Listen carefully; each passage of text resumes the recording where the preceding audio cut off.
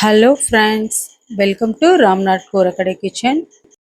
Morning பிரேக்ஃபாஸ்ட்டுக்கு quick and ஈஸியாக ஒரு வெண்பொங்கல் எப்படி செய்யணுந்தாங்க பார்க்க போகிறோம். இந்த வெண்பொங்கல் பார்த்தீங்கன்னா 5-10 நிமிஷமே ரொம்ப அதிகங்க. ரொம்ப குயிக்காக செஞ்சிடலாம். நல்லா குலைவாக வாயில் வச்சதுமே கரைஞ்சிடக்கூடிய அளவுக்கு ரொம்ப டேஸ்ட்டாக இருக்குங்க. பிகினர்ஸ் கூட ரொம்ப ஈஸியாக ட்ரை பண்ணலாங்க. வாங்க இந்த டேஸ்டியான வெண்பொங்கல் எப்படி செய்யறதுன்னு சொல்லிட்டு நம்ம வீடியோக்குள்ளே போய் பார்க்கலாம். ஃபஸ்ட்டு இந்த ரெசிபி செய்கிறதுக்கு 1 கப் அளவுக்கு பச்சரிசி எடுத்திருக்கேங்க. நம்ம எந்த கப்பில் எடுக்கிறோமோ அதே கப்லேயே எல்லா அளவுகளையும் நீங்கள் அளந்து எடுத்துக்கோங்க. கப் இல்லைன்னா டம்ளர் எதுனாலும் எடுத்துக்கலாங்க. நான் இன்னைக்கு கப்பில் தான் அளந்து எடுத்திருக்கேன். 1 கப் பச்சரிசிக்கு 3/4 கப் அளவுக்கு பாசிப்பருப்பு எடுத்துக்கலாங்க. இப்போ அரிசியும் பருப்பையும் 2-3 தடவை நல்லா கழுவிட்டு வந்துடலாங்க. ஒரு 3 டைம் நல்லா வாஷ் பண்ணி எடுத்துகிட்டு வந்துட்டேங்க. இப்போ தண்ணி ஊற்றி ஊற வச்சுக்கலாங்க. இப்போ வெண்பொங்கலுக்கு ரொம்ப நேரம் அரிசியும் பருப்பு ஊறணுங்கிறது இல்லைங்க. நம்ம தாளிக்கிற வரைக்கும் ஒரு 5 நிமிஷம் இல்லைன்னா ஒரு 4 நிமிஷம் வரைக்கும் ஊறினா போதுங்க. இப்போ குக்கரில் 4 டேபிள் ஸ்பூன் அளவுக்கு எண்ணெய் சேர்த்துக்கலாங்க. 1 டேபிள் ஸ்பூன் அளவுக்கு நெய் சேர்த்துக்கலாம். இந்த வெண்பொங்கலுக்கு வந்து நெய் நிறைய ஊற்றணுங்கிறது இல்லைங்க. எண்ணெய் மட்டும் கொஞ்சம் கூடுதலாக ஊற்றினா போதும். அதுவுமே டேஸ்ட்டு ரொம்ப சூப்பராக இருக்குங்க. இப்போ எண்ணெயும் நெய்யும் நல்லா சூடானதுக்கப்புறம் மிளகு 1 ஸ்பூன் அளவுக்கு சேர்த்துக்கலாங்க. சீரகம் 3/4 ஸ்பூன் அளவுக்கு சேர்த்துக்கலாம். மிளகு வந்து முதலே சேர்த்துடணுங்க. மிளகு வந்து நல்லா பொரிஞ்சிடணும். அதுக்கப்புறம் தான் நம்ம சீரகம் சேர்க்கணும். இப்போ மிளகு நல்லா பொரிஞ்சதுக்கப்புறம் நான் சீரகம் சேர்த்திருக்கேங்க. சீரகமும் மிளகையும் நல்லா ஒரு தடவை கலந்து கொடுத்துக்கலாங்க. இப்போ நல்லா ஃப்ரெஷ்ஷான கருவேப்பிலை சேர்த்துக்கலாங்க.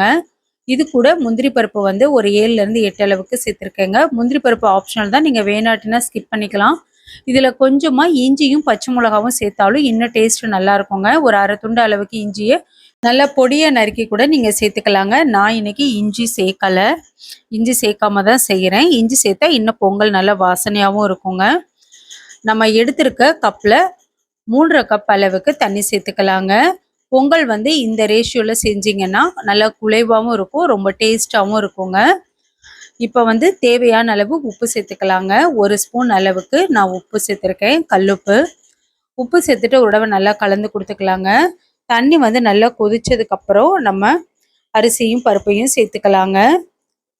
தண்ணி வந்து நல்லா தள்ள இந்த மாதிரி கொதிக்கணுங்க. இப்போ நம்ம அரிசியும் பருப்பையும் சேர்த்துக்கலாம். சேர்த்துட்டு ஒரு தடவை நல்லா கலந்து கொடுத்துக்கலாங்க. இந்த ஸ்டேஜில் நீங்கள் உப்பு வந்து செக் பண்ணிக்கோங்க. எனக்கு உப்பு வந்து கரெக்டாக இருக்குதுங்க.